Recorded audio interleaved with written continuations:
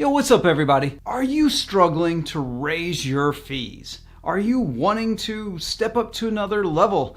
Are you having trouble quoting higher fees? You've been telling people, I'm worth this, and they say no.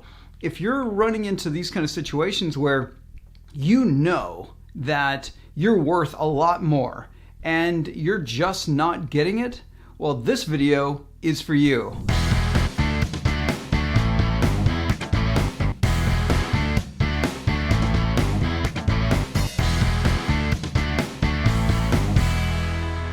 Knowing what to charge your clients, getting the right price for the right client, comes down to three major parts: the value exchange, finding the value, and then turning that value into a quote. Here's the biggest truth about the value exchange. You want your client's money more than you value your own time. You are exchanging your time and the time of your team and the services that you're putting together. We'll just call it time to keep it all simple, but you're exchanging your time for money. You value that money more, and well, that's what your business does. It turns your knowledge and experience in the form of time into cash. Great exchange. On the client side, they value the results that you promise them far more than the value of the money that they're giving you. If that's not true, they don't give you the money. So you have to really understand this value proposition. When you're doing the exchange, are you getting what you want for your time? Are you getting a proper exchange, a proper value for the thing that you provide? And then on the client side, they have to believe that giving you money today is going to be worth far more to them in the future. They have to believe that. And both of you have to walk away happy with this arrangement. I talk about value-based pricing a lot. The thing is, you could get a lot of money, value from your client that is painful to the client. And then they won't be happy ultimately with this arrangement. Getting paid like $1 million and you create $2 million for the client, they should be happy with that. But they probably aren't going to be happy with that exchange. They'll probably be far happier if you charged $100,000 or $200,000 and they got $2 million. Somewhere between the client being super happy by paying you very little for what they get, and the opposite side where they're exchanging a lot of value to get the end result and not being happy with it. There's somewhere in between there is the perfect spot for you and your client. And that's where pricing moves into finding the value. There are two fundamental truths about your price. One, you make it up. It comes out of just thin air. You thought it up and you chose it. That's your price. And your client's gonna pay it, right? Well, that's the other truth. Your price doesn't exist in a vacuum. It exists inside the client's budget. Your client will be happy to pay the price that you made up. The market didn't make it up. The government didn't set your prices. You invented your price. And your client's going to be happy to pay it if it fits within their budget and it meets that value exchange. So in this phase, you're trying to find that sweet spot, finding that value. And that means you have to find out their budget. You can't quote them a price and not know their budget, because here's what's going to happen. You're either going to be way too high and they're going to feel like you're trying to take advantage of them or you're insulting them, or it's going to be too low and that client is going to think you don't know what you're doing. Obviously, you don't know what you're doing because you would have come in with an appropriate price, just like everyone else that they're talking to about this project. And that's not theory. I've had both of those things happen to me, where I've said a price and it was way above what the client was thinking. And they were very unhappy with it. Like, people get insulted, like they feel like you're attacking them when you say a price that's way out of range. And the other side, I quoted a price that was so low to a prospect, and he took me aside and said, whether or not you're able to deliver a great result for that price, I can't hire you, because the fact that you came in so much lower than everyone else pitching this project, that means you don't understand what is going on in this industry. That means you're new, you're fresh, and I would be taking a massive risk hiring you. So what you have to do is go learn how these other agencies are quoting. And those 2 lessons have allowed me to figure out where that sweet spot is. That sweet spot is inside your client's budget somewhere. And I get asked this a lot. Well, how do you find out a prospect's budget? Well, you ask them. You have to be comfortable talking about money. If you're not comfortable talking about money, your prospect is going to take advantage of that. Because odds are your prospect isn't very comfortable talking about money either. They don't want to tell you their budget because they believe you're going to set your price at the top of whatever their budget is. And the prospect may not know what is a good price. So if they start saying numbers, then they're going to be in a weaker negotiating spot. So they want you to start saying numbers. Well, if you're comfortable with saying numbers and you can start pulling them out of your prospect, then there's a good likelihood that you'll find the sweet spot. It's a negotiation. It's not you dictating a price, and it's not the client dictating a price. It's a negotiation, finding that sweet spot so both of you walk away happy. You're happy with the amount that you're going to get in exchange for the work that you're going to have to do, and the client is happy with the amount they have to give up in exchange for what they're going to get in the near future. Once you've gotten comfortable asking for the budget, then we go into the quoting phase. We've got to find a way to tell them our price without disrupting the flow of this negotiation. This means you've got to bring up price before the prospect asks you for it. That means you've got to be comfortable with pricing, right? You've got to understand your value, what you're bringing, what kind of results you can get. You understand their budget and where you fit within that.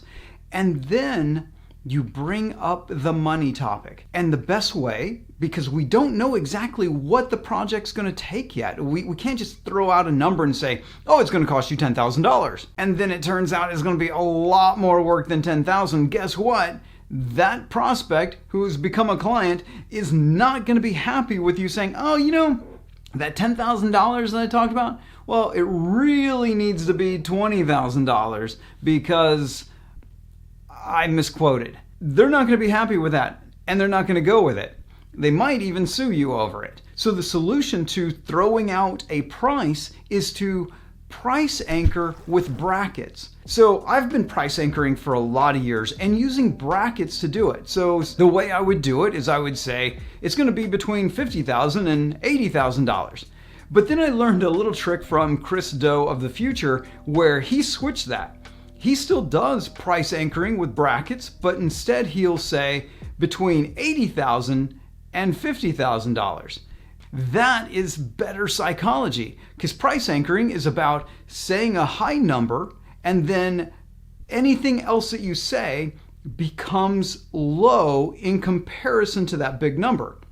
So if you say your brackets as $80,000 to $50,000, then the client's going to say, oh, that's pretty good, because what they're going to think is, oh, I don't want to spend the $80,000, but that $50,000 sounds a lot better in comparison to $80,000. But if you were to say something like, oh, it's going to be between $50,000 and $60,000, you might be very accurate. But the problem is the numbers are so close together that you don't get the benefit of price anchoring. The main benefit of throwing out this range of price between the brackets is that your prospect can tell you how comfortable they are with those numbers. This is important. It lets you know, like, hey, am I even in the ballpark? We talked about your budget, And we talked about the value proposition within that budget, but are you actually willing to spend the money? And if you give them this range, they can tell you without committing to anything, they can tell you what they're comfortable with. If you say, oh, with other clients similar to you, it's been between 80,000 and 50,000, that's probably going to be somewhere in there. Is that doable for you? And the prospect gets to tell you yes or no. No, that's just not what we were thinking. But now you have the ammunition of their budget and the value proposition, the end result that you could get them. You have that information and you can use that in the negotiation at this point where they say, well, no, we didn't really want to spend that kind of money. We were thinking more like $30,000. Can you do this for $30,000? And then you can come back in the negotiation and say, well, 30,000 is significantly lower, and there's a possibility that we could do something around that price. But let's go back to that value proposition. You were saying that if we do this campaign and it's successful, that you would get X number of customers that are worth this much money to you, and that's far and above. That's 20x or 30x or 10x or whatever the number is above this $30,000. Let me see if I understand this correctly. We were already talking and established that the value is X, and that's a very high number. And compared to what you've done in the past, that's really pushing. We're going to have to do a lot of work for that.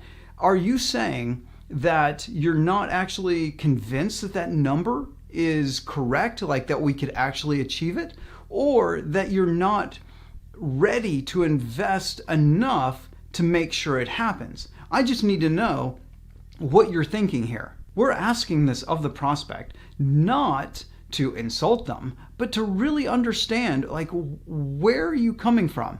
Are you saying that a big project isn't worth a big investment? That's what we need to find out, because there are clients that they truly think that you can perform magic for very little. Like, oh, I'll just give you $10 and you're going to turn that into $1 million. There are people that want to try to get that kind of deal.